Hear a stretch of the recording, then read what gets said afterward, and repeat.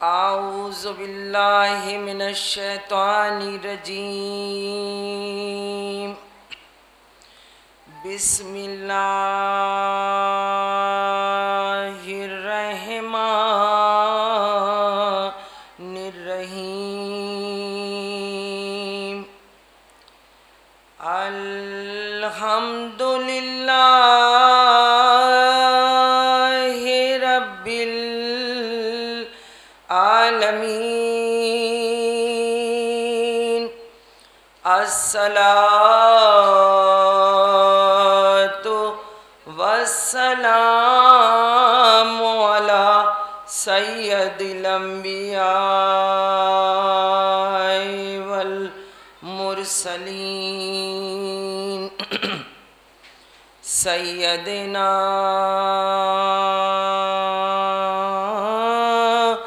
व नबीना व शफ़ीए ज़ुनूबिना इंशाअल्लाह व तबीबे नुफूसिना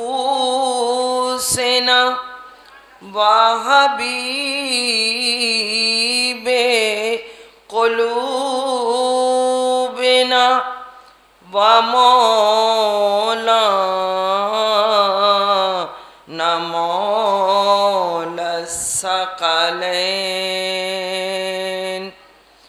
जद्दिल हसन वल हुसैन अबुल क़ासिम मुहम्मदीन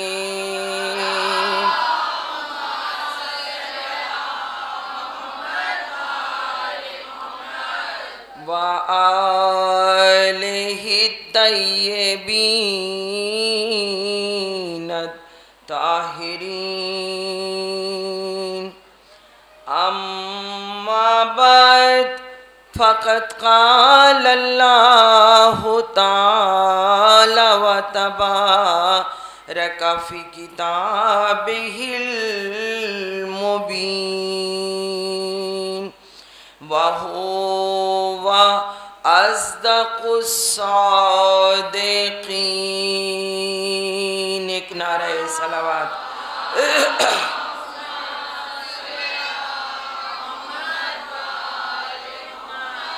बिस्मिल्लाहिर्रहमानिर्रहीम।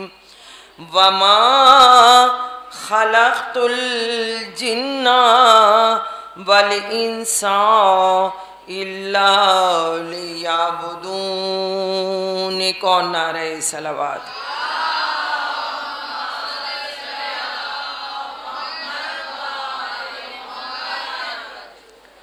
हाज़रीन मजलिस, मैंने देखिए मेरी तरह मुतवज्जे रहें। लखनऊ का इधर का मजमा तो मुझसे नहीं मालूम कि मुझसे वाकिफ़ है या नहीं है। बहरहाल मैं हर साल ही तकरीबन कई मजालिसों को लखनऊ में ख़िताब करती हूँ। शाही नजफ़ में हुआ या और ये आपकी इंदिरा नगर वग़ैरह मजमा मुझसे वाकिफ़ है। जितना कहेंगी उतना ही पढ़ूँगी, लेकिन डिस्टर्बेंस मजमे का माफ़ करिए वो मुझे भी नहीं बर्दाश्त है, और फ़र्श अज़ा की अहमियत को देखते हुए आप भी नहीं चाहेंगी कि फ़र्श अज़ा पर कोई डिस्टर्बेंस हो। इसलिए कि कायनात की शहज़ादी जनाब फ़ातिमा ज़हरा सलामुल्लाह अलैहा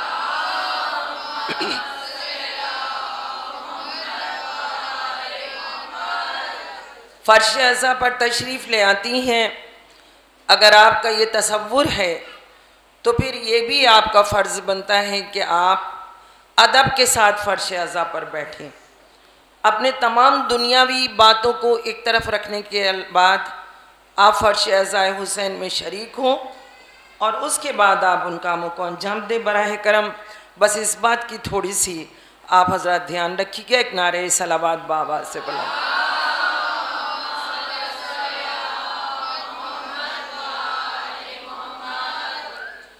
मैंने खालिक़ कायनात माबूद हकीकी परवरदिगार आलम हमारा और आपका मालिक, जो अहद भी है, समद भी है, अबद भी है, जो कुन फयकून का मालिक भी है, जो लम यलिद वलम यूलद भी है, जिसके कब्ज़े कुदरत में हमारी और आपकी जानें हैं, जो रहीम भी है, करीम भी है, जो माबूद भी है, मस्जूद भी है, जो गफ़ूर भी है, गफ़ूरुर रहीम भी है, वो परवरदिगार अपनी मुक़द्दस तरीन किताब कुरान मजीद में बांदाज़े आयत हुक्म दे रहा है या पैगाम दे रहा है।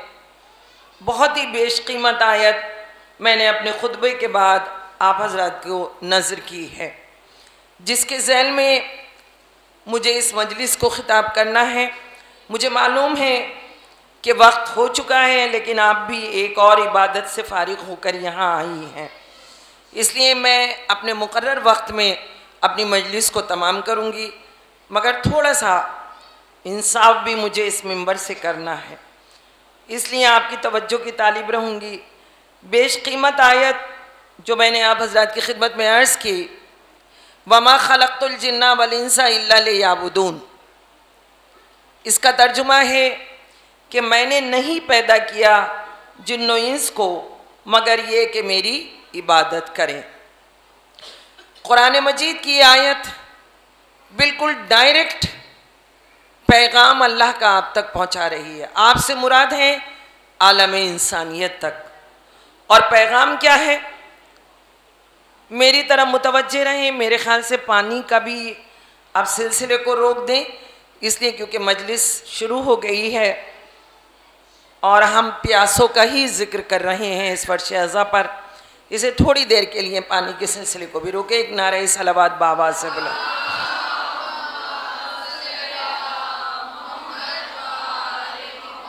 इससे बेहतर सलावत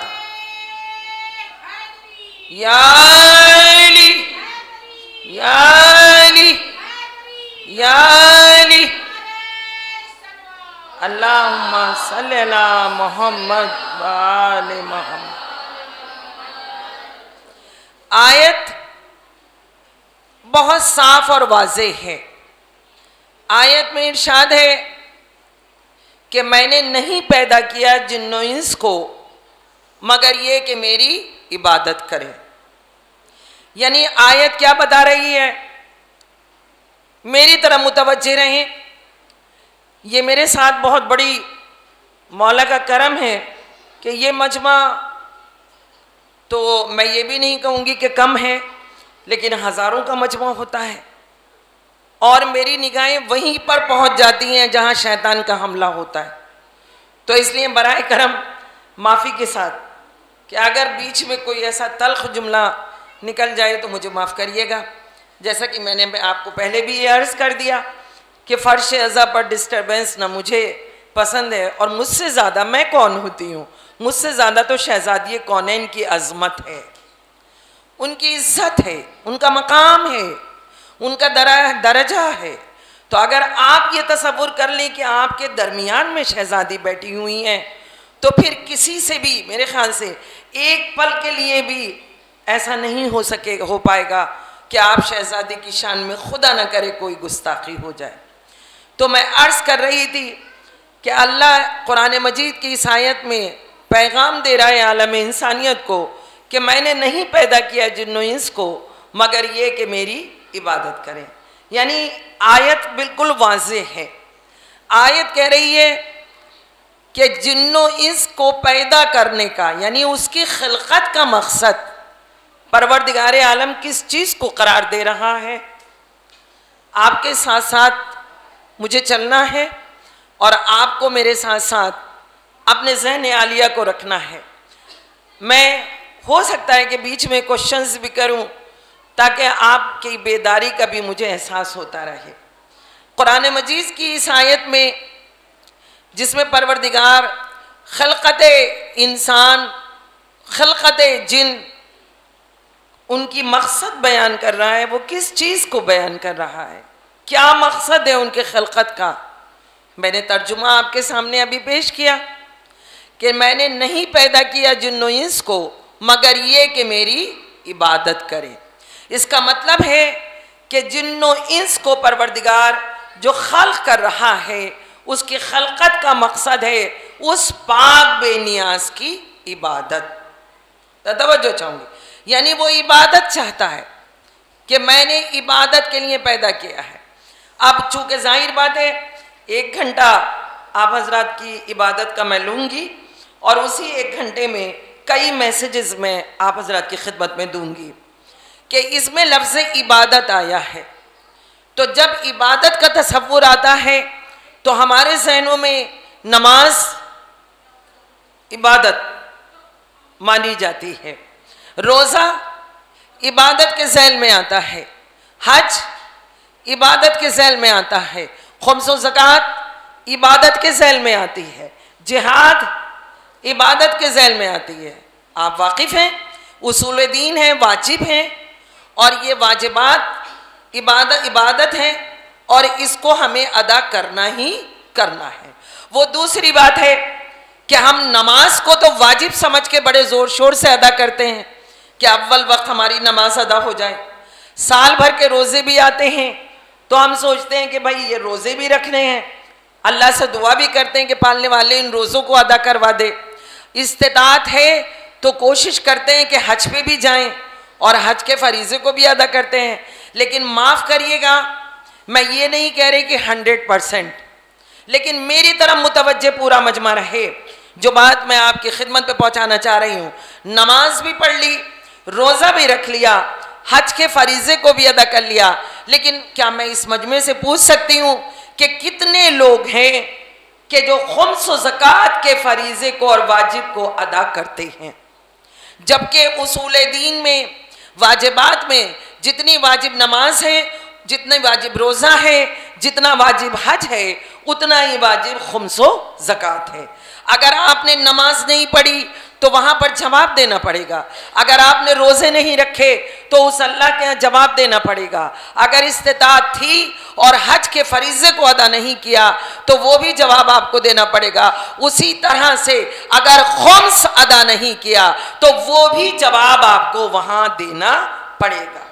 और खुम्स अदा न करने पर हम 2 चीज़ों से के हक़ को मारते हैं। कौन कौन से आप हजरात साहिबान इल्म का मजमा है, माशाल्लाह मौला के चाहने वाले हैं, आप हजरात वाकिफ़ हैं। खुम्स ऐसी वाजिब चीज़ है कि जिसके 2 हिस्से हैं, एक हिस्सा हक़ इमाम है और एक हिस्सा हक़ सादात है। यानी आधा हिस्सा हक़ इमाम, आधा हिस्सा हक़ सादात। वो दूसरी बात है कि अगर कहीं सादात गरीब ना हो तो आप गैर सादात को भी खुम्स दे सकते हैं, लेकिन पहला हक़ सादात का है। चाहने वालों, अब यहाँ मैं आप हज़रात की खिदमत में अर्ज़ कर दूँ कि कुरान मजीद में जहाँ जहाँ नमाज का हुक्म दिया गया है, वाक़ीमुस सलात, नमाज कायम करो, वहाँ वहाँ इस आयत में साथ है वआतुज़ ज़कात, वाक़ीमुस सलात वआतुज़ ज़कात। कुरान मजीद में 8 मकामात पर जहाँ नमाज का हुक्म है वहाँ ज़कात का हुक्म भी है। मैं कहूँगी पालने वाले, नमाज के साथ ज़कात को मिलाकर क्यों हुक्म दिया जा रहा है?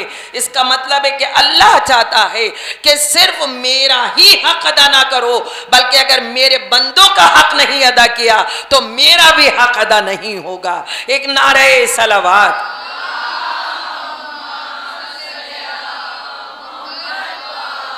ना।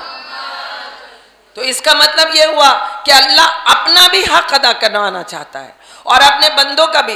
जाहिर बात है कि गुराबा का हक़ अगर हमने अदा नहीं किया तो माफ़ करिए, ये बीच में बात आ गई तो मैंने आप हज़रात की खिदमत में अर्ज़ कर दी कि उसने खलक़त मक़सद, यानी मेरी आज की मजलिस का जो टॉपिक है वो तो अखलाक़ इस्लामी है, लेकिन मैं इबादत के ज़ैल के और इबादत के साथ साथ अपने टॉपिक पर आऊँगी। परवरदिगार आलम ने जो इबादत इंसान के खिलकत का मकसद करार दिया है, तो मेरा कहने का मकसद ये है कि सिर्फ नमाज ही इबादत नहीं है। ज़रा मेरे इन जुमलों पर पूरा मजमा तवज्जो दे। कि सिर्फ नमाज ही इबादत नहीं है, सिर्फ रोज़ा ही इबादत नहीं है, सिर्फ हज ही इबादत नहीं है, सिर्फ खुम्सो ज़कात ही इबादत नहीं है, बल्कि चाहने वालों अगर सिर्फ ये चीज़ें इबादत हों तो इंसान ये कह सकता है कि फिर अल्लाह ने क्या हमें इस दुनिया में सिर्फ इबादत के लिए भेजा है, सिर्फ नमाज ही पढ़ने के लिए भेजा है, सिर्फ रोज़े ही रखने के लिए भेजा है, सिर्फ खुम्सो ज़कात ही देने के लिए भेजा है। तो मैं आप हज़रात की खिदमत में अर्ज़ कर दूँ, इबादत का दायरा महदूद नहीं है, बल्कि इबादत का दायरा बहुत वसी है। जहाँ नमाज को अल्लाह ने इबादत करार दिया, वहाँ परवरदिगार आलम ने सिलाए रहमी को भी इबादत करार दिया है।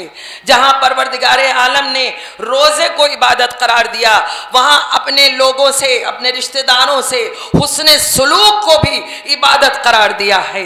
जहाँ अल्लाह ने खुम्स व ज़कात को इबादत करार दिया, वहाँ गुरबा के ख्याल रखने को भी इबादत करार दिया है।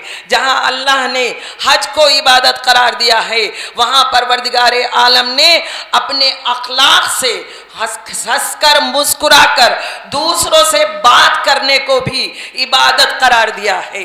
इसका मतलब है कि इबादत का दायरा महदूद नहीं है, बल्कि इबादत का दायरा बहुत वसी है।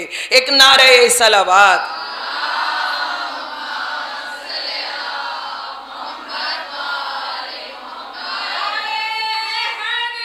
या अली, या अली, अल्लाहुम्मा सल्ली अला मोहम्मद वाले। तो हाज़रीन मजलिस, इबादत के ज़ैल में थोड़ी सी गुफ्तगू और उसके बाद मैं तमहीद की मंजिलों को ख़त्म करूँगी।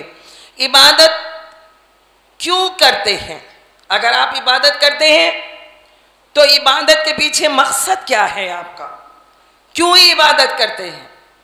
देखिए, अगर मैं कुरान के हवाले से इस चीज़ को वाज़े करूं कि इबादत जो करते हैं वो क्यों, लफ्ज़ क्वेश्चन मार्क कि इबादत क्यों करते हैं, तो उसमें कई कैटेगरीज आ जाती हैं। पहली कैटेगरी वो है कि जो कुरान कह रहा है कि जो इबादत करते हैं लालच के लिए। तवज्जो चाहूँगी बहुत गौर से, ताकि बात आपके ज़हन आलिया में पहुँच सके। कुछ लोग हैं कि जो इबादत करते हैं लालच के लिए। लालच का क्या मतलब है?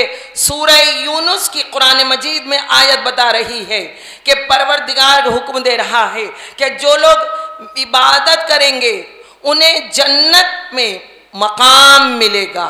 ज़रा तवज्जो चाहती हूँ। इसका मतलब क्या हुआ कि अगर यहाँ पर जो मैंने लफ्ज़ लालच कहा है तो इंसान जन्नत की लालच में इबादत करता है। दूसरे वो लोग हैं कैटेगरी कि जो खौफ में इबादत करते हैं। खौफ में इबादत, खौफ में क्या इबादत होती है? क्योंकि अल्लाह कुरान मजीद में हुक्म दे रहा है कि अगर कोई इबादत नहीं करता, अगर कोई नमाज कायम नहीं करता तो उसको जहन्नुम में अजाब है। तो इसका मतलब यह है कि कुछ लोग जहन्नुम के डर से इबादत करते हैं। पहली कैटेगरी जो लालच में इबादत करते हैं, दूसरी कैटेगरी के जो खौफ में इबादत करते हैं, और तीसरी कैटेगरी है दो सूरह सजदा में कुरान मजीद में अल्लाह कह रहा है कि कुछ लोग खौफ में और कुछ लोग मिली जुली, यानी आधा खौफ और आधा लालच जिसमें इबादत करते हैं। तो अब चाहने वालों, सवाल ये पैदा होता है कि अब ये तो मैंने कुरान के हवाले से बात बताई, लेकिन मुझे सैयदुल शुहदा इमाम हुसैन अलैहिस्सलाम रिवायत करते हैं,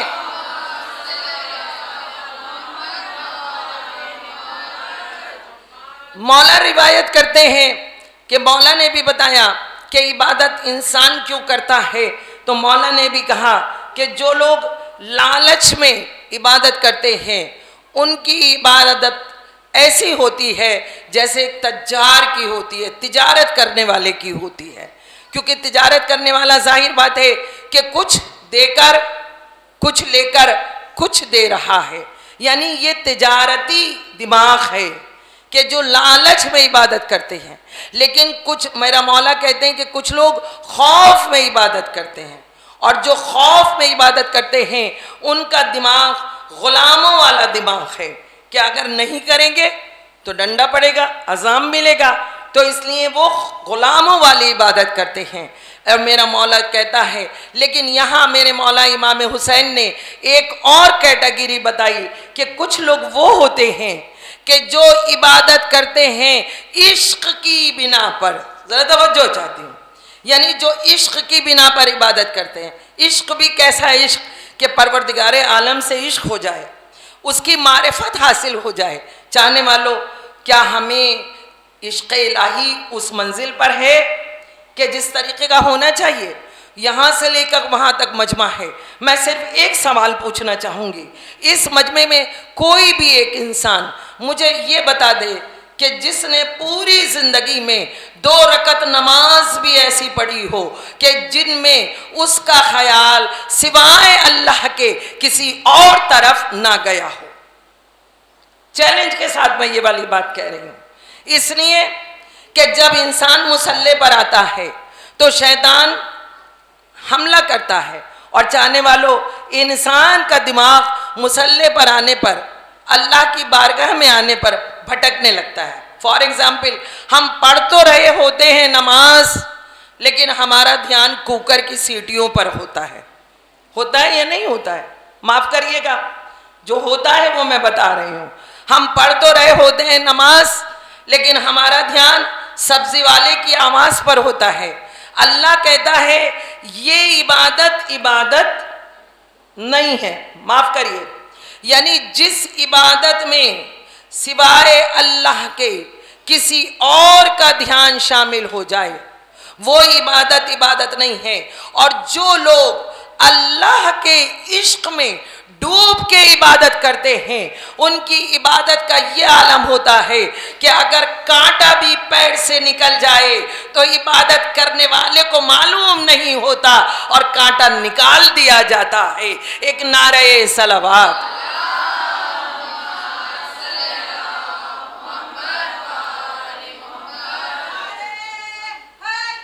या अली,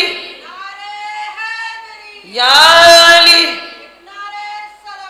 अल्लाहुम्मा सल्ले अला मोहम्मद व। देखिए, तारीख के नुक्ते मेरे बयान में होंगे।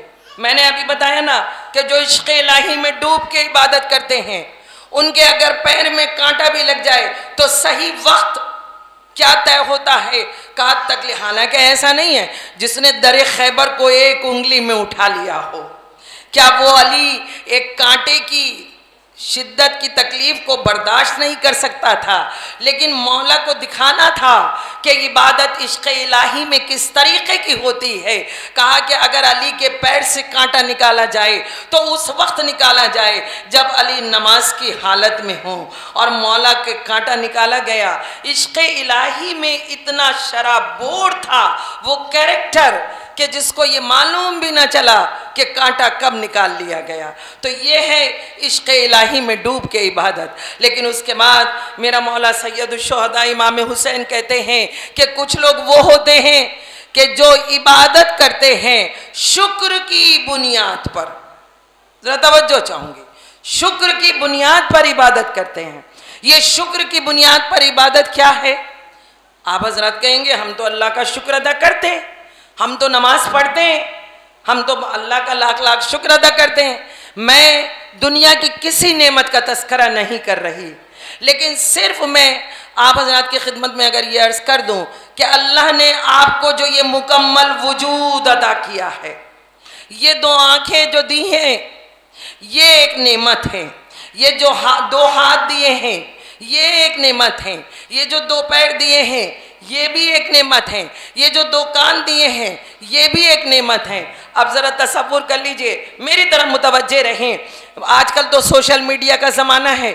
अभी कुछ दिन पहले मैं थी, शायद मेरे ख्याल से नेट पे मैं कुछ सर्च कर रही थी, तो मैंने देखा पता नहीं कौन से मुल्क में एक बच्चा पैदा हुआ है कि जिसकी ये दोनों आंखें अपनी जगह पर नहीं हैं, बल्कि एक आंख यहाँ पर माथे पर है उसके, और इस तरीके का कोई बच्चा पैदा हुआ। अब आप सोचिए, इंसान अगर इन आंखों को अपनी जगह देखना का आदी है, और इंसान का पूरा वजूद मुकम्मल ही जब होता है कि जब उसका हर आज़ाए जिस्म अपनी जगह पर हो, तो आप बताइए अगर ये अल्लाह इन दोनों आंखों को ख़त्म करने के बाद अगर एक आंख सिर्फ माथे पर दे दे तो कितने डर और खौफ का मकाम है। जरा तवज्जो चाहती हूँ, लोग डरने लगेंगे। अगर अल्लाह इन कानों को ले ले तो आप कैसे सुन पाएंगे?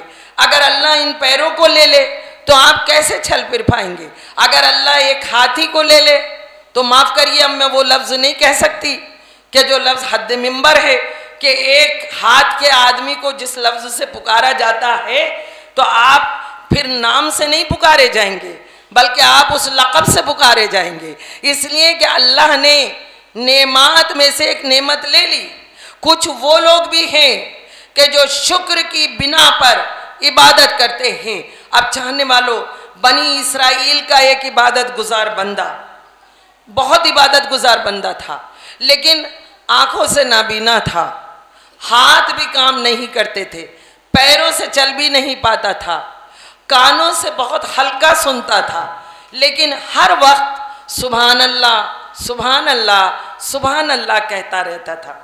यह बनी इसराइल का एक इबादत गुजार बंदा था। किसी ने एक दिन उससे कहा, कहने लगे तुम्हें अल्लाह ने आंखें भी नहीं दी, तुम देख नहीं सकते, तुम्हें हाथ नहीं दिए, तुम किसी चीज़ को उठा नहीं सकते, तुम्हें पैर नहीं दिए, तुम चल नहीं सकते, तुम्हें कान नहीं दिए, तुम ठीक से सुन नहीं सकते, तो फिर किस बात के लिए और किस चीज़ के लिए तुम हर वक्त, ज़रा मेरी तरह मुतवज्जे रहें, मेरी तरह मुतवज्जे, तसलसल में फ़र्क आता है। कहा जब तुम्हें नेमत अता ही नहीं की है तो फिर तुम सुभान अल्लाह क्यों कहते रहते हो? अब देखिए उस बंदे का जवाब सुनिए कि वो इश्क़ इलाही में डूबा हुआ बंदा नेमात का शुक्रिया किस तरह अदा करता है। वो कहता है मैं यही तो शुक्र अदा करता हूँ कि अल्लाह ने मुझे आंखें न दी, कम से कम जिन आंखों से तुम गुनाह करते हो मैं उन गुनाहों से दूर हूँ। मैं वही तो अल्लाह का शुक्र अदा करता हूँ कि कम से कम उसने मुझे पैर नहीं दिए ताकि तुम जिन पैरों से तुम गुनाह करते हो मैं उन गुनाहों से दूर हूँ। मैं उन्हीं का तो शुक्र अदा करता हूँ कि कम से कम उस अल्लाह ने मुझे कानों में वो बसीरत नहीं दी, तुम जिन कानों से गुनाह करते हो मैं उन गुनाहों से दूर हूँ। तो देखिए ये होती है इबादत जो शुक्र की बुनियाद पर इबादत की जाती है। एक नारे सलावत।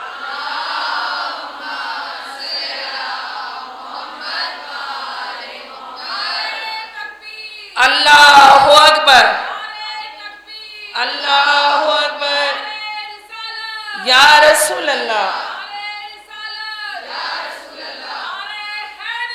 या अली, या अली।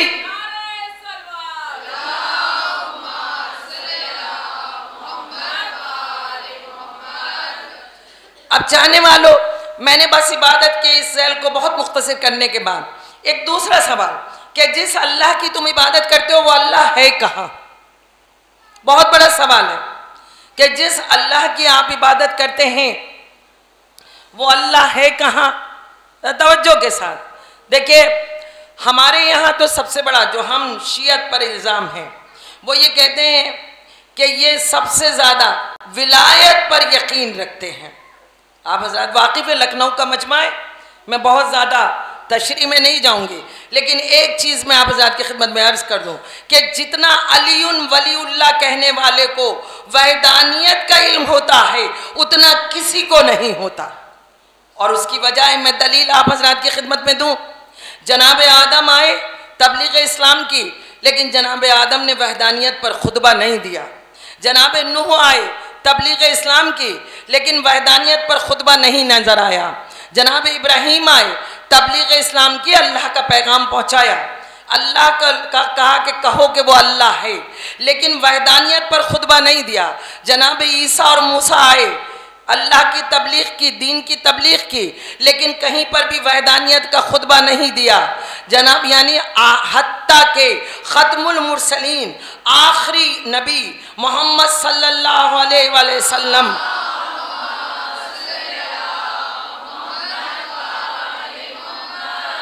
आप तशरीफ़ लाए, आपने तबलीग इस्लाम की, आपने अल्लाह का पैगाम पहुँचाया, आपने उसूल पहुँचाए, आपने क़वानीन पहुँचाए। मुक़द्दस तरीन किताब कुरान मजीद आखिरी नबी के सीने पर नाजिल हुई, लेकिन कहीं पर नज़र नहीं आता कि वहदानियत पर खुतबा दिया हो। यानी आदम से लेकर ख़त्मुल मुरसलीन तक किसी नबी ने वहदानियत पर खुतबा नहीं दिया। लेकिन चाहने वालों, अब मैं आप हजरात की खिदमत में अर्ज़ करूँगी कि अगर नहीं दिया, ज़रा तवज्जो चाहूँगी, तो फिर किसने खुतबा दिया वहदानियत पर? तो अब मैं तारीख़ के हवाले से आप हजरात की खिदमत में एक बात अर्ज़ कर दूँ कि ना तो आदम ने खुतबा दिया। क्यों? इसलिए कि आदम को खुदा किसी ने नहीं कहा। ना नूह ने वहदानियत पर खुतबा दिया, इसलिए कि नूह को खुदा किसी ने नहीं कहा। इब्राहीम ने वहदानियत पर खुतबा नहीं दिया, इसलिए कि इब्राहीम को किसी ने खुदा नहीं कहा। ईसा और मूसा ने वहदानियत पर खुतबा नहीं दिया। क्यों? इसलिए कि ईसा और मूसा को किसी ने खुदा नहीं कहा। हत्ता के आखिरी नबी ने वहदानियत पर खुतबा नहीं दिया, इसलिए कि नबी को खुदा नहीं कहा गया। अगर वहदानियत पर खुतबा दिया है तो सिर्फ मौलाए कायनात अमीरुल मोमिनीन ने खुतबा दिया है। नहजुल बलागा उठाकर देख लीजिए कि इधर नुसैरी अली को खुदा कह रहे थे और उधर मिंबर सलूनी से बोलने वाला अली इब्ने अबी तालिब वहदानियत पर खुतबे देकर दुनिया को वाज़े कर रहा था। ये अली और है और वो अली और है। एक नारे सलावत।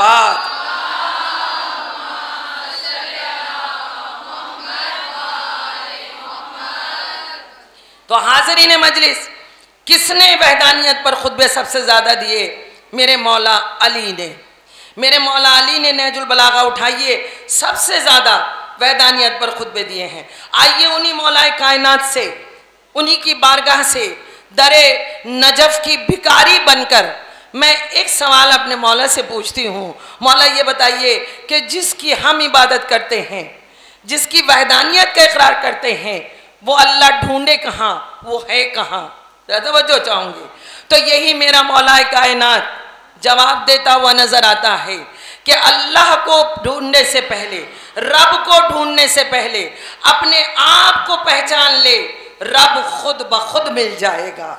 सहीफ़ा-ए सज्जादिया में मेरे चौथे इमाम दुआ करते हैं कि पालने वाले मुझे मेरे नफ्स को पहचानवा दे, मुझे मेरे नफ्स की मारिफत हासिल करवा दे। इसका मतलब क्या है कि अगर इंसान अपनी ज़ात को पहचान ले तो अपने रब को पहचान लेगा, है ना।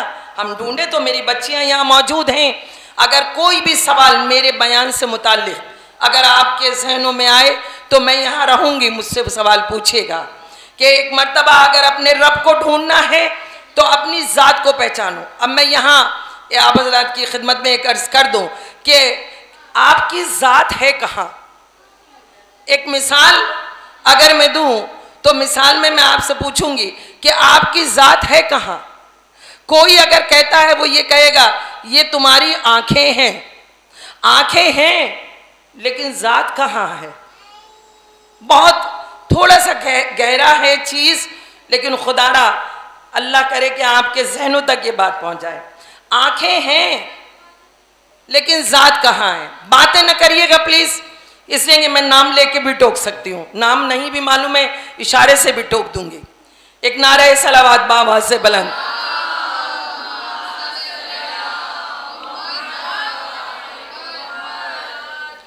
मैं आपके आने के मकसद को ना ज़ाय नहीं करना देना चाहती। जिस तरीके से मैं सवाब कमा रही हूँ या मिंबर पर, मैं चाहती हूँ आप भी अगर फर्श अज़ा पर आ गई हैं, चाहे कितनी भी थकी हुई हैं, कितनी भी मजालिस की इबादत करके आई हैं, लेकिन अगर ये इबादत भी करने आई हैं तो यहाँ का भी सवाब पूरा पूरा आप तक पहुँचना चाहिए। एक नारे सलावत बाबा से बुलंद।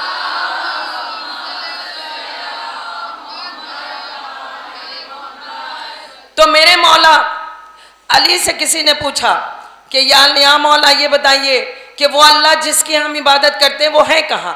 बस मैं आ रही हूँ अपनी मंजिल की तरफ। और उस चीज़ को भी वाज़ेह करूँगी जो मैंने अपना टॉपिक करार दिया है।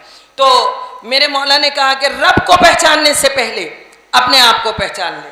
अब अपने आप को अगर पहचानना है तो कोई अगर ये कहे ये इनकी आँखें हैं, आँखें इनकी हैं लेकिन इनकी ज़ात कहाँ है, ये इनके हाथ हैं, हाथ इनके हैं, ज़ात कहाँ है, ये इनके कान हैं, कान इनके हैं लेकिन ज़ात कहाँ है, ये इनका चेहरा है, चेहरा है लेकिन ज़ात कहाँ है। यानी एक एक आज़ा ये बताया जाएगा कि इनका ये आज़ा है, ये आँख है, ये कान है, ये हाथ है, ये पैर हैं, लेकिन ज़ात कहाँ है। तो मैं एक सवाल है कि आखिर मेरी ज़ात कहाँ है, तो एक मर्तबा जवाब आएगा कि अल्लाह ने तेरी ज़ात को तुझ में ही गुम कर दिया। तवज्जो चाहूंगी। तो जब एक इंसान अपनी ही ज़ात को नहीं पहचान पा रहा तो उस कायनात के बनाने वाले की ज़ात को कैसे पहचान पाएगा। एक नारे सलावत बाबा से बोलो।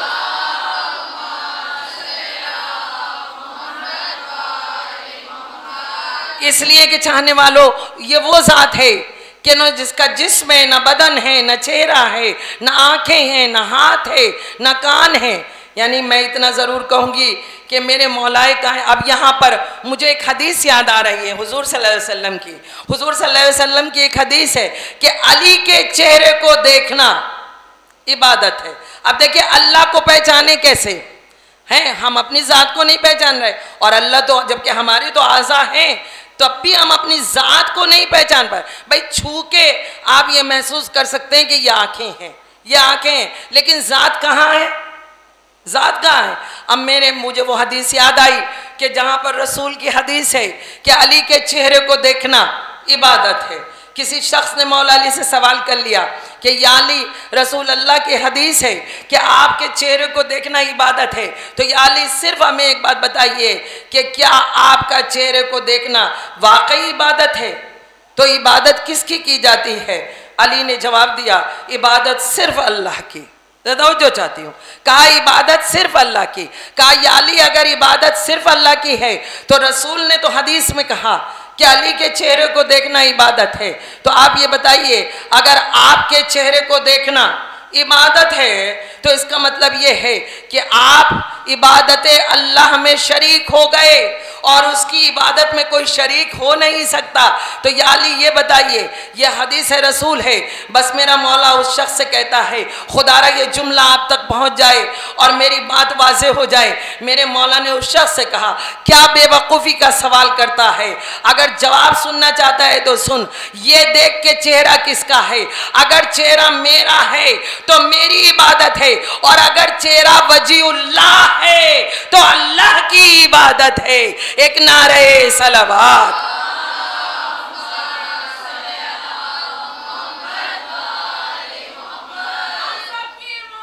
अली अली अली अली अली अली अली अली या अली अल्लाहुम्मा सल्ली अला मोहम्मद वाल। मैं तकरीबन आधा घंटा मैंने आपकी इबादत पे करवाई है ना। मैं अब आ रही हूँ उसी टॉपिक पर अपने आ रही हूँ कि अल्लाह की उस अल्लाह की इबादत कि जिसने हमें तमाम आज़ाए जिस्म देकर एक मुकम्मल वजूद अता किया है। लेकिन चाहने वालों एक बात और जो बहुत अहम मैं यहाँ आप हज़रात की खिदमत में अर्ज़ कर दूँ कि अल्लाह ने इंसान को खल्क़ करने के बाद आज दुनिया में इंसान को एक नाम दिया जाता है। मेरी तरफ मुतवज्जे रहें, सामने मेरे जो हैं मैं टोकना नहीं चाहूँगी, मुझे अच्छा नहीं लगता, लेकिन मेरी तरफ आप मुतवज्जे रहें। अल्लाह ने इंसान को हैवाने नातिक यानी इस दुनिया में हैवाने नातिक कहा जाता है। मेरे बुज़ुर्ग यहाँ मौजूद हैं, मैं इन बुज़ुर्गों से इस बात की तशरीह करूँगी और उनसे पूछूँगी कि बुज़ुर्ग अक्सर कहते थे कि इंसान हैवाने नातिक है। हैवाने नातिक इंसान को क्यों कहा जाता है, इंसान की डेफिनेशन क्या है, इंसान को हैवाने नातिक क्यों कहा जाता है।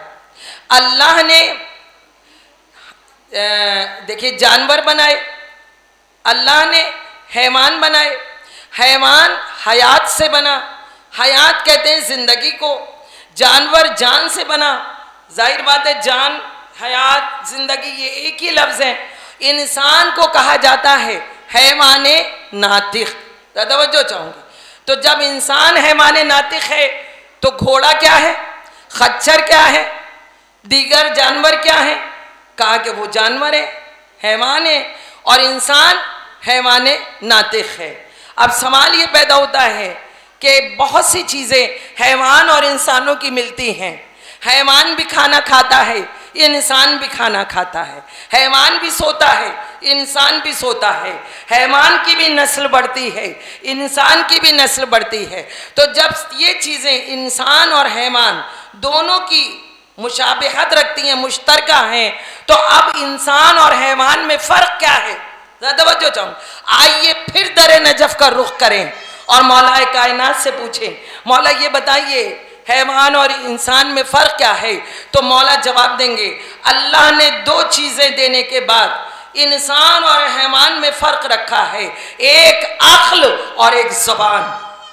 बस आ गई मैं अपनी मंजिल पर कि जो मुझे आप हज़रात की खिदमत में अर्ज़ करना था।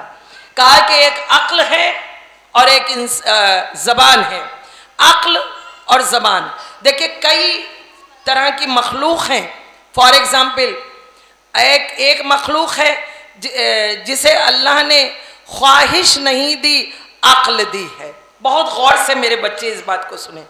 एक तरह की मखलूक जिसे अल्लाह ने अक्ल दी है, ख्वाहिश नहीं दी। वो कौन सी मखलूक है? फरिश्ते। फरिश्तों को ख्वाहिश नहीं दी, अक्ल दी है। इंसान, हैवान कौन है कि जिन्हें अल्लाह ने अक्ल नहीं दी, ख्वाहिश दी है। और एक मखलूक वो है कि जिसे अक्ल भी दी है और ख्वाहिश भी दी है। वो कौन है? आप और हम, यानी इंसान, यानी जिनको अक्ल भी दी है, ख्वाहिश भी दी है। अब ज़रा तवज्जो के साथ सुनिए कि अगर कोई हैवान किसी दूसरे इंसान का खेत चर लेता है तो उसको ये कहा जाएगा कि उसके पास अक्ल नहीं थी, इसलिए उसको नहीं मालूम था कि ये किसी दूसरे का खेत है। लेकिन वहीं पर अगर कोई इंसान अक्ल और ख्वाहिश रखते हुए अगर किसी दूसरे के माल को गज़्ब कर लेता है या किसी के माल पर कब्जा कर लेता है तो उसके लिए कहा जाता है ये इंसान नहीं बल्कि ये जानवरों से भी बदतर है। कहा जाता है या नहीं कहा जाता? जबकि इसके बरक्स एक और चीज मैं बताऊं कि फरिश्ते अगर गुनाह ना करें तो कोई बड़ी बात नहीं, इसलिए कि उनके पास ख्वाहिश ही नहीं है। वो गुनाह करें तो कैसे करें?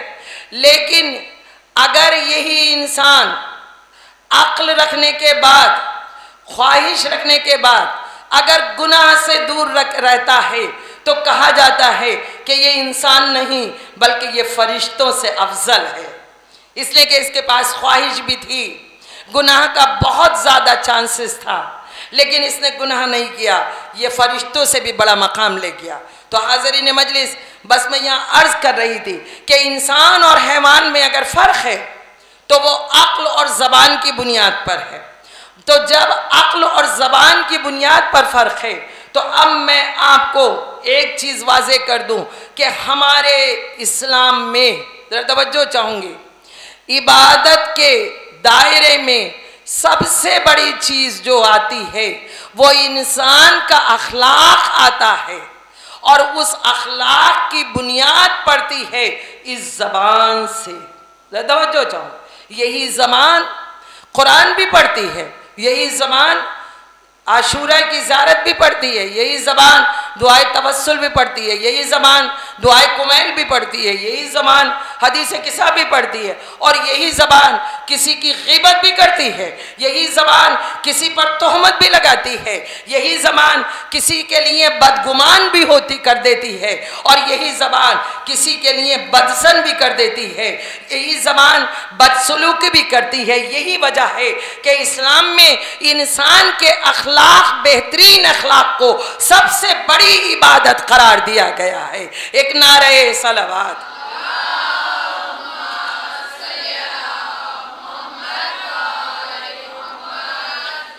और हाज़रीन मजलिस, बस मैं एक बात और आप हजरात की खिदमत में अर्ज़ कर दूँ, बहुत माफ़ी के साथ मैं ये जुमले आप हजरात की खिदमत में अर्ज़ करूँगी कि देखिए खुदारा, जो भी चीज़ आप जिस तरीक़े से भी इस दुनिया में अपनी ज़िंदगी गुजार रहे हैं, आप इबादत के सही मफ़हूम को समझने के बाद, अक्ल और ज़बान दोनों रखने के बाद, अक्ल का भी इस्तेमाल उसी तरीके से करें जो दीन ने और इस्लाम ने बताया है, और ज़ुबान का भी इस्तेमाल उस तरीके से करें जो दीन इस्लाम ने बताया है। इसलिए कि यही ज़बान हमें दीन के रास्ते पर भी ले जाती है और यही ज़बान हमें बेदीनी की तरफ भी ले जाती है।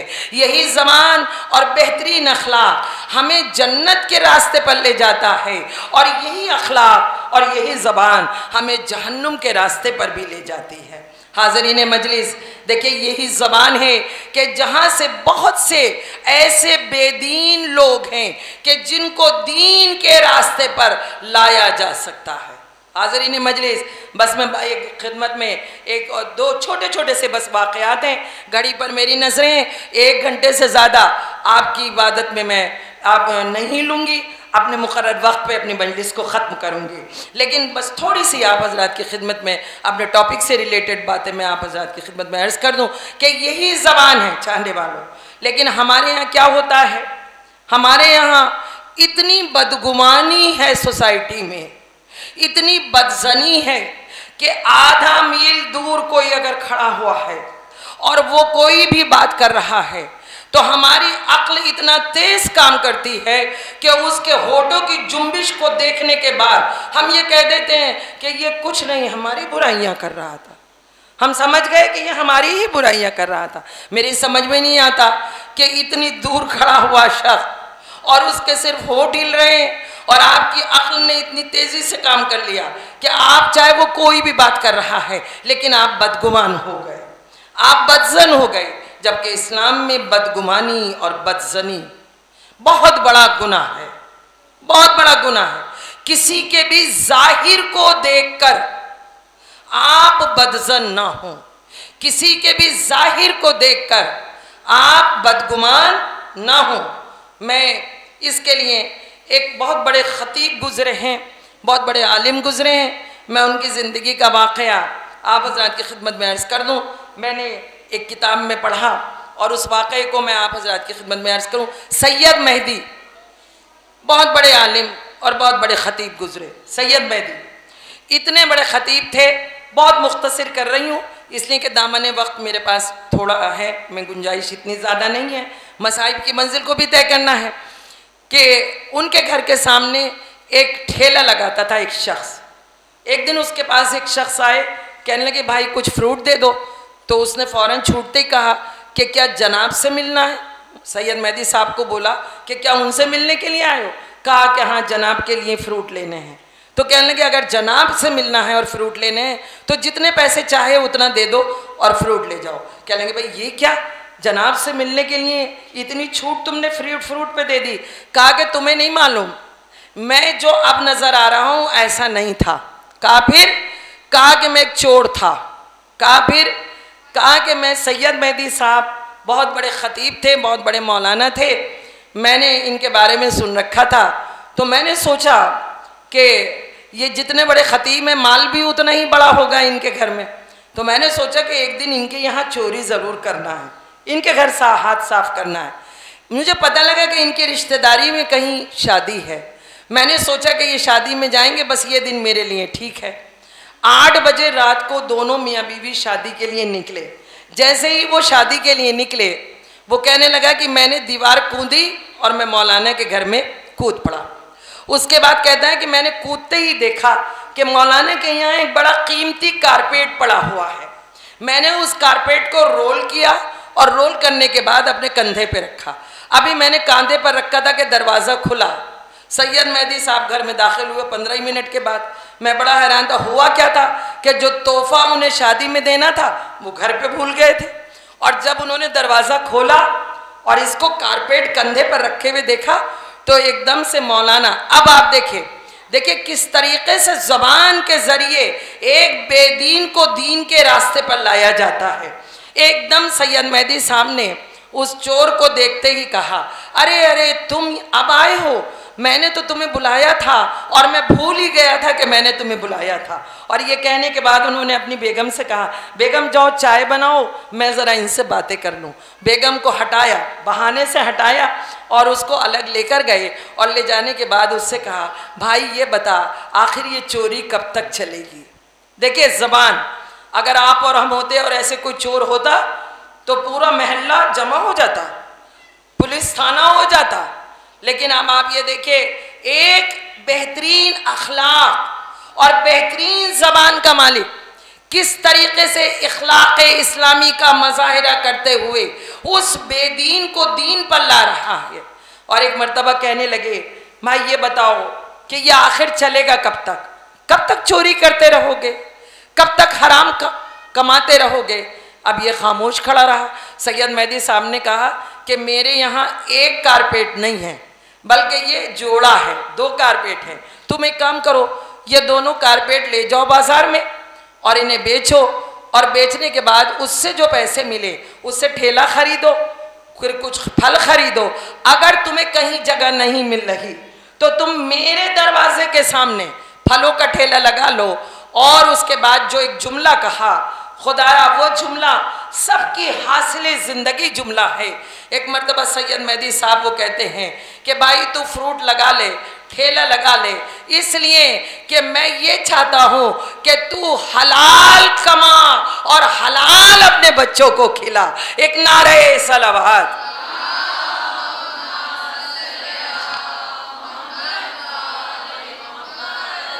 यानी एक बेहतरीन दर्स इखलाक इस्लामी का मज़ाहिरा करते हुए सैयद मेहदी साहब ने दिया कि हराम रोज़ी भी इस्लाम कबूल नहीं करता, हराम लुक़मे को कबूल नहीं करता।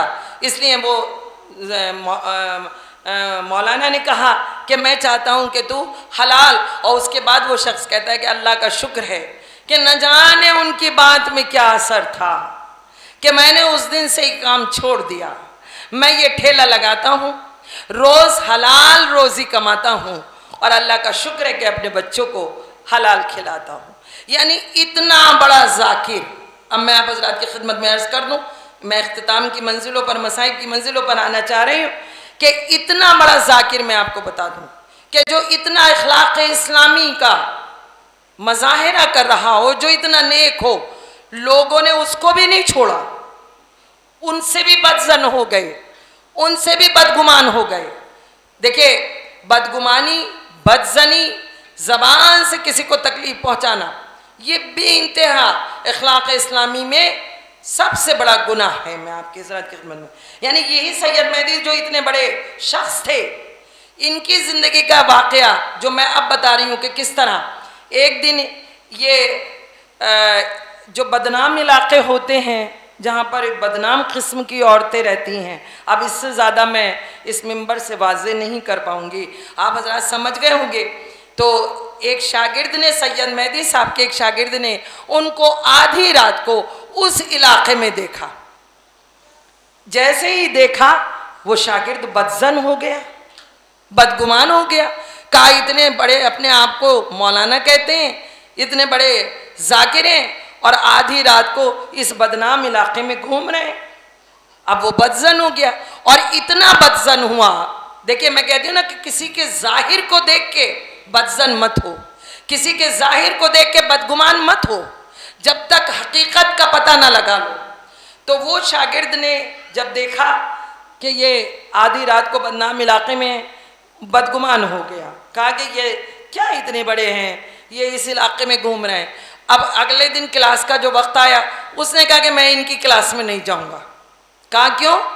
कहा कि ये अपने आप को इतने बड़े आलिम कहते हैं, जाकिर कहते हैं और रातों को बदनाम इलाके में घूमते हैं। नहीं गया, 2-3 दिन क्लास में नहीं गया।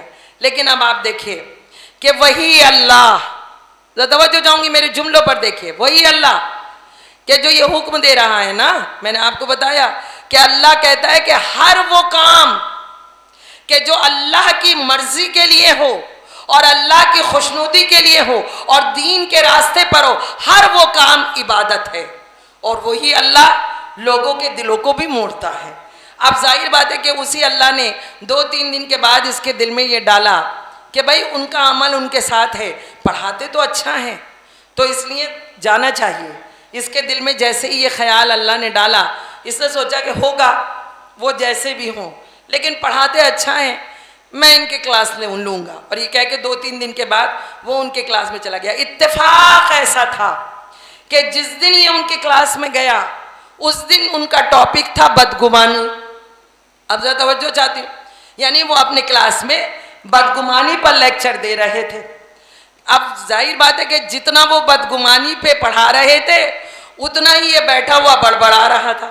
कहने लगे उस्ताद पढ़ाते रहिए, हमने तो आपको अपनी आंखों से देखा है उस इलाके में, आप बदगुमानी पे पढ़ा रहे हैं, पढ़ाते रहिए। हम बदगुमान नहीं हैं, हमने अपनी आंखों से देखा है। वो जितना पढ़ा रहे हैं ये उतना बड़बड़ा रहा है। बहरहाल ये हो गया, वाक़या हो गया, ये बदगुमान है उनकी तरफ से। कुछ दिन के बाद सैयद मेहदी साहब का इंतकाल हो गया।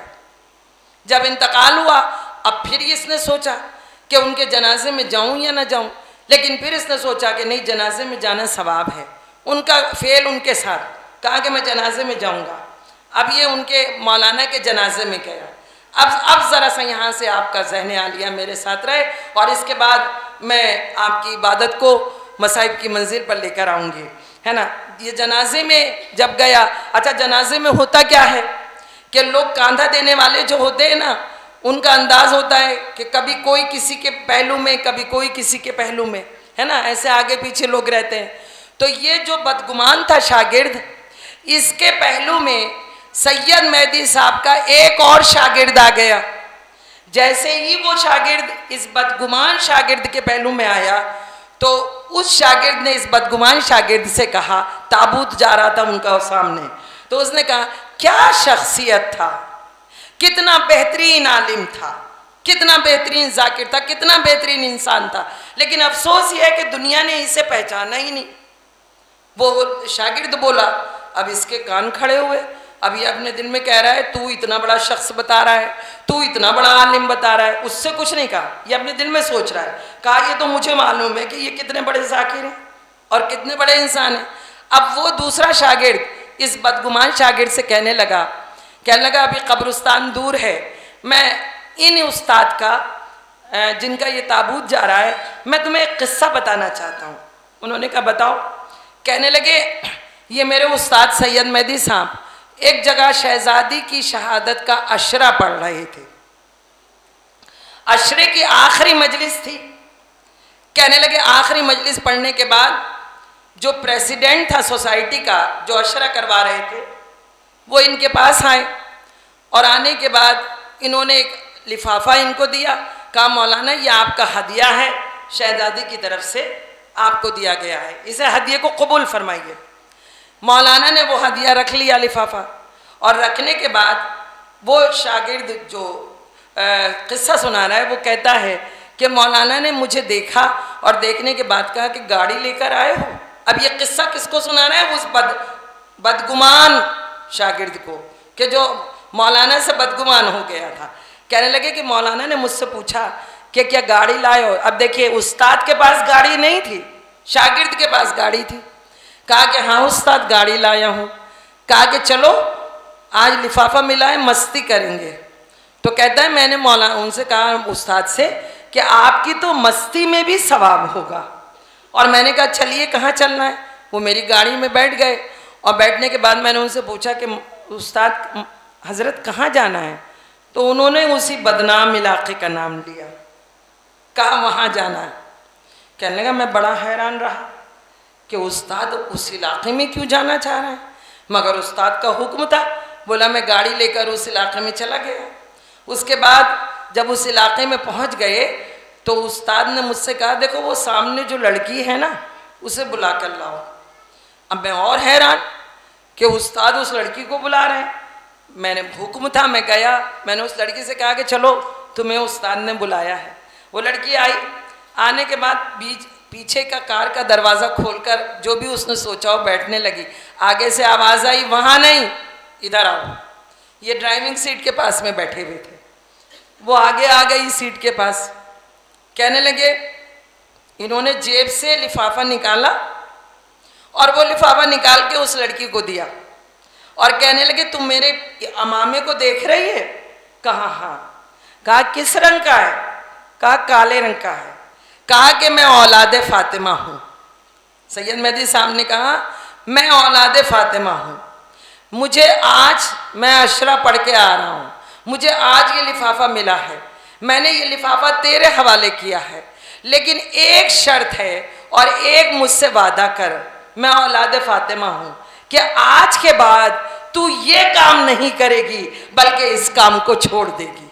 तो तवज्जो चाहती हूँ, देखिए अल्लाह की राह में काम करो, अल्लाह की खुशनुदी के लिए काम करो, फिर परवाह मत करो कि ज़माना क्या बकवास कर रहा है। इसलिए कि चाहने वालों, एक बात मैं आप हज़रात की खिदमत में अर्ज़ कर दूँ, एक जुमला और मैं दे दूँ जो बड़ा बेशकीमत जुमला है कि अल्लाह ने वादा किया है कि अगर तू मेरी राह में काम कर रहा है और मेरी खुशनुदी के लिए काम कर रहा है तो जब तक मैं तुझ पर लगने वाले इल्ज़ाम और तुझ पर लगने वाली तोहमत को धो नहीं दूंगा तब तक तुझे दफन नहीं होने दूंगा। वज़िल्लतो मंतशा व इज्जतो मंतशा। अब देखिए कहाँ मौलाना का ताबूत जा रहा है, कहाँ बदगुमान जो शागिर्द हुआ है उसको ये शागिर्द किस्सा सुना रहा है। वादा इलाही है कि जब तक तोहमत धो न दूंगा तब तक दफन नहीं होने दूंगा। वो शागिर्द कहता है कि मौलाना ने उससे लड़की से कहा कि वादा कर मुझसे कि तू आज के बाद ये काम नहीं करेगी, और मैंने इस लिफाफे पे अपना फ़ोन नंबर लिख दिया है, अगर कोई ज़रूरत हो तो मुझे फ़ोन कर लेना और मैं भी कोई लड़का देखकर तेरी शादी कर दूंगा। वो शागिर्द कहता है इस वाक़े को अभी कुछ दिन हुए थे कि एक दिन मैं मौलाना के पास गया तो मौलाना मुझसे कहने लगे मियाँ यहाँ आओ, मैं दर नजफ़ गया था, यानी नजफ़ ज़ियारत को गया था। मैंने कहा अच्छा हुजूर। कहने लगे मैं वहाँ ज़ियारत के बाद ज़ियारत पढ़ने के लिए मैं खड़ा हुआ था कि एक शख्स मेरे पास आन के खड़ा हुआ और मुझसे कहने लगा एक खातून आपको रोज़े के बाहर है जो बुला रही है। मैंने सोचा ज़ियारत बाद में पढ़ूंगा, पहले उस खातून से मिल लूँ। मैं उस खातून से मिलने के लिए गया। जब मैं वहाँ पर गया तो उसने मुझे सलाम किया और सलाम करने के बाद, यानी अब देखिए नजफ़ में, ज़रा सोचिए नजफ़ में मिल रहे हैं। कहा कि मैंने उसने उससे पूछा कि मौलाना आपने मुझे पहचाना? उस खातून ने कहा। तो बोले मौलाना ने कहा कि नहीं मैंने तुझे नहीं पहचाना। कहा मैं वही हूँ कि जिसको आपने वहाँ पर लिफाफा दिया था और आपने वादा मुझसे लिया था कि आज के बाद मैं ये काम नहीं करूँगी। आपकी बातों में न जाने क्या असर था कि मैंने उस दिन से वो काम नहीं किया। और ये जो शख्स आपको बुलाने गया था ये मेरा शौहर है और ये गोद में जो है ये मेरा बच्चा है। यहाँ मैं एक जुमला अदा कर दूँ कि उसने जो ये वाली बात कही कि न जाने आपकी बातों में एक ऐसा असर था, असर भी उनकी बातों में होता है जहाँ तक़वा भी होता है और ईमान भी होता है। एक नारे सलावत।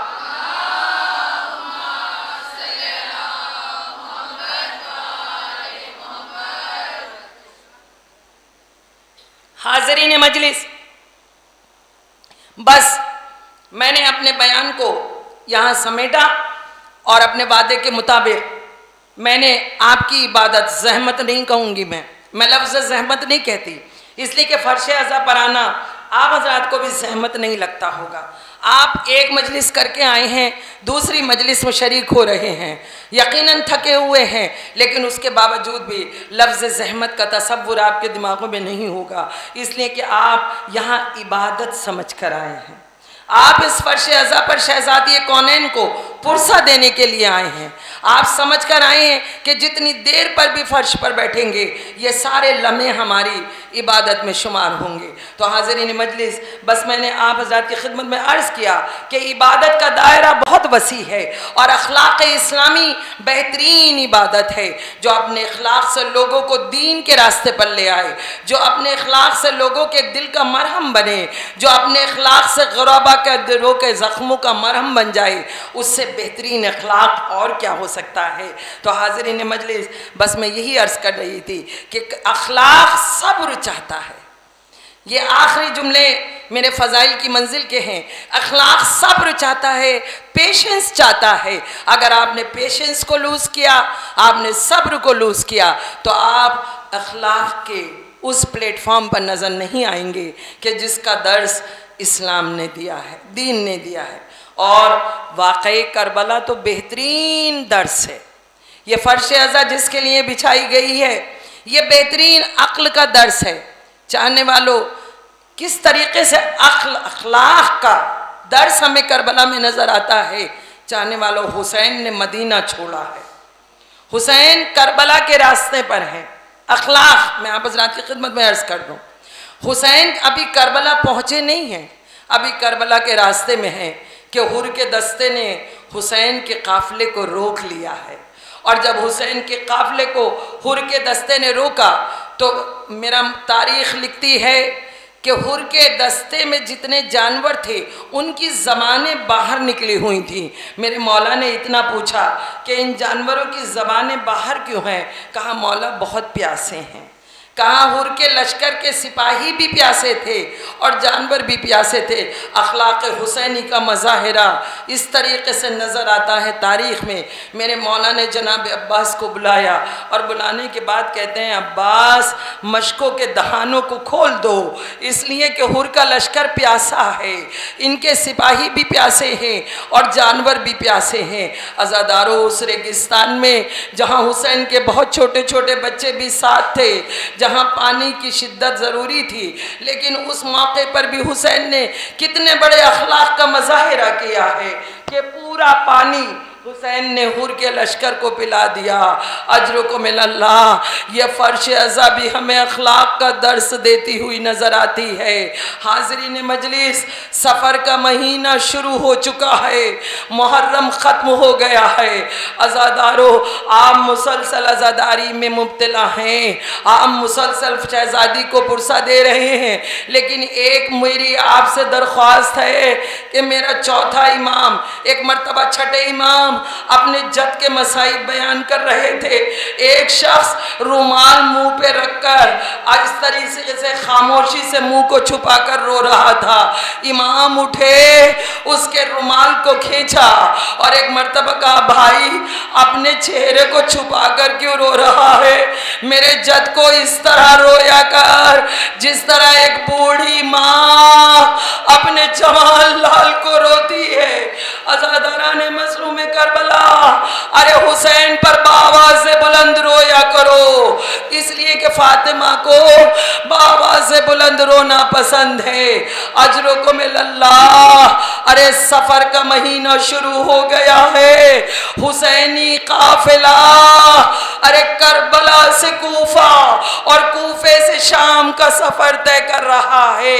अजरों को मिलल्लाह। जब मेरा चौथा इमाम अरे शाम से वापस करबला आया है, तो मेरा चौथा इमाम मक्तल में खड़ा हो गया, अपनी कमर को सीधा करके मक्तल का रुख करके कहता है, कासिम अरे लाश के टुकड़े कराना बहुत आसान है। उसके बाद के कड़ियल जवान की लाश की तरफ मुखातिब होकर कहता है, अली अकबर अरे कलेजे पर बर्छी खाना मेरे भाई, मेरी जान बड़ा आसान है। उसके बाद फराद कर रुख करके कहता है, ऐ चचा अब्बास शानों को कटवाना बड़ा आसान काम है। उसके बाद मख्तल का रुख करके कहता है, बाबा सर तन से जुदा करवाना बड़ा आसान काम है। मैं कहूंगी मौला ये क्या जुमले अदा कर रहे हैं? लाश के टुकड़े होना आसान, कलेजे पर बर्छी लगना आसान, अरे शानों का कटना आसान, सर का तन से जुदा होना आसान, तो मौला मुश्किल क्या है? अरे हुसैन के चाहने वाले हो, जुमला सुन नहीं पाओगे खुदा की कसम। अगर ये जुमला आपके ज़हनों और दिल तक पहुंच गया तो हुसैन का मातम हो जाएगा। मेरा चौथा इमाम कहता है, अरे ये सब आसान है, मुश्किल क्या है मैं बताता हूँ। मेरा मौला कहता है, अरे फूफियों और बहनों को बेरिदा शाम के बाजार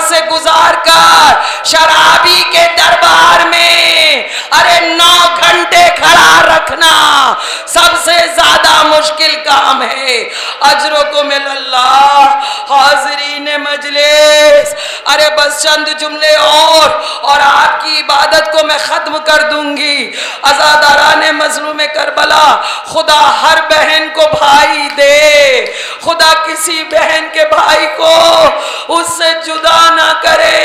अजरों को मिलल्लाह, अगर कोई भी बहन भाई के साथ कहीं बाहर जाती है और उस रास्ते से गुजरती है कि जहां भीड़ होती है, तो भाई हाथ से अरे रास्ता साफ करता हुआ चलता है।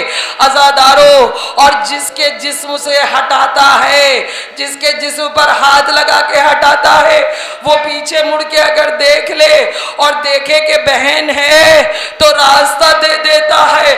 हाय शाम का बाजार, जहां रास्ता घटाने वाले, रास्ता करवाने वाले हाथ बेड़ियों में जकड़े हुए थे। अज़ादारों, हाय सैयदे सज्जाद, जो शाम के बाजार में कैदी होकर तौक और भारी तौक और बेड़ियों के साथ जा रहा था। अज़ादाराने मज़लूमे करबला, हाय वो नन्ही बच्ची सकीना जो भाई से कदम कदम पर कह रही थी, भैया परेशान मत होना, मैं तुम्हारे साथ हूँ। अजरों को मिलल्लाह, अरे शाम का बाजार है, यजीद तख्त पर बैठा हुआ है, बस चंद जुमले कहना है और मसाइब की मंजिल को तय करना है। खुदा की कसम, अभी पुरसा नहीं हुआ है, अभी आवाजों को बुलंद कर लो, शहजादी तुम्हारे आंसुओं की मुंतजिर है। अरे अपना रुमाल फैलाकर एक एक चेहरे को देख देख कर अरे पुरसे के लिए आपके करीब आती है। एक दुखियारी माँ है।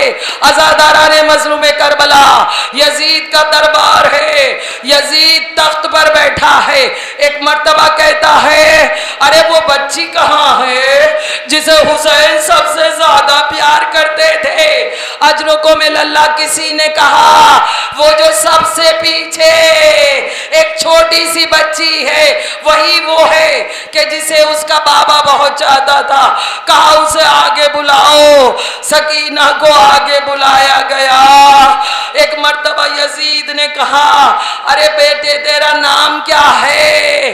सकीना ने नाम बताया, लेकिन आवाज यजीद के कानों तक नहीं पहुंची। यजीद ने फिर पूछा, सकीना ने फिर बताया, लेकिन आवाज नहीं निकल रही थी। अज़ादारों, अब यजीद ने अपने सिपाही से कहा, जरा सैयद सज्जाद से जाकर पूछो इस बच्ची को अब किसका मान रह गया। अरे किस पर गुरूर इसको है कि जो ये मेरे सवाल का जवाब नहीं दे रही है। अजरों को मिलल्लाह, शकी ताजियाना लेकर अरे बीमार इमाम के पास आया। मेरे मौला ने एक मर्तबा ताजियाने को देखा और यजीद से कहा, यजीद सकीना बोल तो रही है मगर रस्सी सकीना के गले में अरे बड़े कस के बंधी हुई है। एक मर्तबा रस्सी को ढीला कर दे ताकि मेरी सकीना की आवाज निकल सके। अज़ादारों, अरे सिपाही आगे बढ़ा। सैयद सज्जाद की आवाज आई, खबरदार, अरे मैं खुद रस्सी को ढीला करूंगा। एक मर्तबा किसी ने, मेरा मौला जनाब सकीना के पास आया, किसी ने कहा, सज्जाद तेरे तो हाथ में खुद हथकड़ियां हैं, तू कैसे रस्सी को ढीला करेगा। पहले सज्जाद की हथकड़ी को खोला गया। जैसे ही 11 मुहर्रम के बाद पहली बार सज्जाद के हाथ की हथकड़ी खुली, सकीना के चेहरे को अपने दोनों हाथों में भाई ने ले लिया और कहा, सकीना मैं तेरा शुक्र कैसे अदा करूं। ऐ मेरी बहन, अपनी रस्सी से पहले मेरी हथकड़ी को खुलवा दिया। ऐ सकीना, अगर तुझे पानी मिलता था तो पहले मेरी बेड़ियों पर डालती थी और कहती थी, भैया सूरज की गर्मी से ये बेड़ियां गर्म हो रही हैं। अज़ादाराने मज़लूमे करबला, बस चंद जुमले और मैंने आप की इबादत को ख़त्म किया। एक मर्तबा यजीद कहता है, सकीना अपने बाबा की कुछ बातें बता। कहा, मेरे बाबा मुझे बहुत प्यार करते थे। अजरों को मिलल्ला।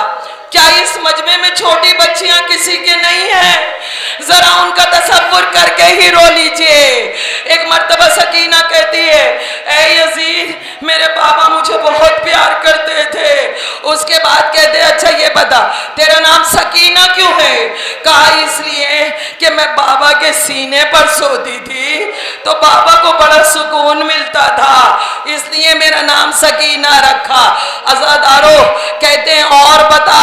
कहा, मेरा बाबा जब सुबह नमाज पढ़ने जाता था तो नमाज से लौटते हुए मदीने की बेहतरीन खजूरें मेरे लिए लेकर आता था, मुझे अपने हाथों से खिलाता था।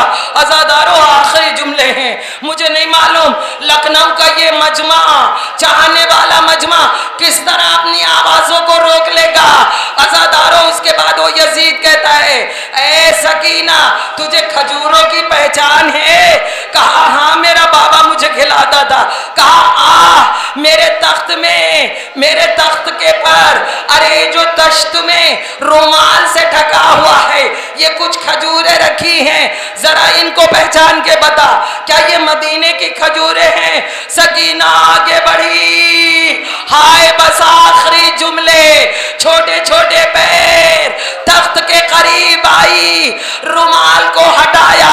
अब जो देखा तो क्या देखा, खजूरों के बदले बाबा का कटा हुआ सार सकीना ने अपने लाभ अपने बाबा के होठों पर रख दिए। ऐ मेरे मजलूम बाबा, ऐ मेरे प्यारे बाबा, आंखों को खोलिए, सकीना को देखिए, कितने तमाचे अरे सकीना के लगे हैं। ऐ मेरे अच्छे बाबा, अरे जरा देखिए, सकीना 4 बरस की उम्र में अरे बूढ़ी हो गई। अहले हरम में कोहराम बर्पा हो गया।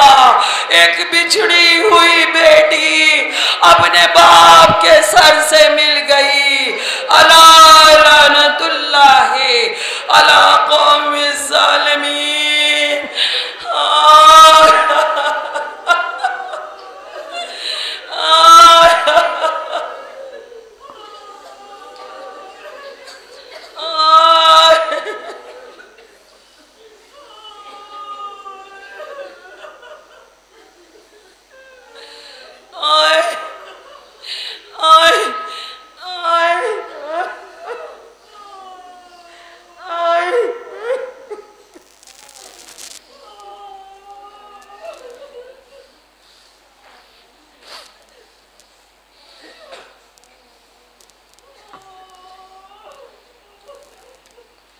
पालने वाले हमारी इस इबादत को कबूल फरमाना।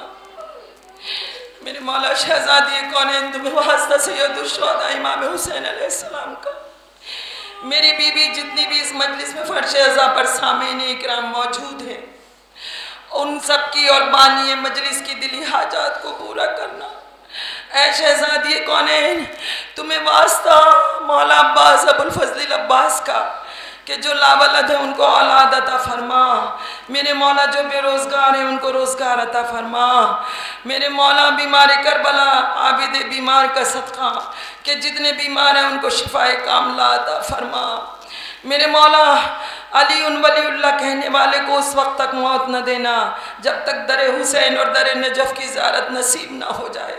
परवरदिगार आलम हर हुसैन के चाहने वाले को हुसैन की ज़ियारत नसीब फरमा। मेरे मौला हमारे मुतबर्रिक मकामात की मुहाफ़िज़त फरमा। ऐ मेरे मौला वक्त के अली के ज़हूर की में ताजील फरमा और हमारा शुमार उनके अंसारों में फरमा। मेरे मौला इस आज़ादारी को क़यामत तक जारी व सारी रखना। ये अमानत जो शहज़ादी ने हमारे सुपुर्द की है, हम इसी तरीके से इस अमानत को लेकर शहज़ादी के हुजूर में पहुँचे। परवरदिगार आलम जब तक ये दुनिया है तब तक आज़ादारी हुसैन को कायम रखना और हुसैन के चाहने वालों को सेहत के साथ तूले उम्र अता फरमाना। आमीन सुम्मा आमीन। हर घर में हुसैन की फर्श अज़ा को बिछे परवरदिगार आलम। बारेला हमारे हर अमल को कबूलियत का शरफ हासिल हो। मातम हुसैन।